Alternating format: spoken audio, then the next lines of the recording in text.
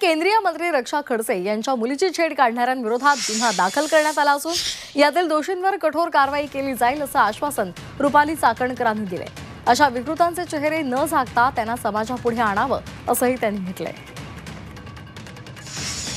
यातला जो टवाळखोर आहे त्याच्यावरती यापूर्वीच गुन्हे दाखल आहेत आणि आता सुद्धा गुन्हा नोंद होतोय। गुन्हा दाखल झाल्यानंतर तसं तर पोलिसांचं पथक देखील रवाना झालंय। या टवाळखोरला आपण तातडीने आता ताब्यात आत्तापर्यंत घेतलंही असेल माझ्या माहितीप्रमाणे। पण यामध्ये खरं तर गर्दीच्या ठिकाणी अशा घटना घडू नये म्हणून बीट मार्शल, दामिनी पथक, CCTV कॅमेरे असतात। या सगळे असताना सुद्धा अजून बऱ्याच काही गोष्टी आपल्या समोर येतील आणि समजेल। यामध्ये जो कोणी आहे त्याच्यावरती कडक कारवाई केली जाईल आणि राज्य महिला आयोग याचा पाठपुरावा करेल।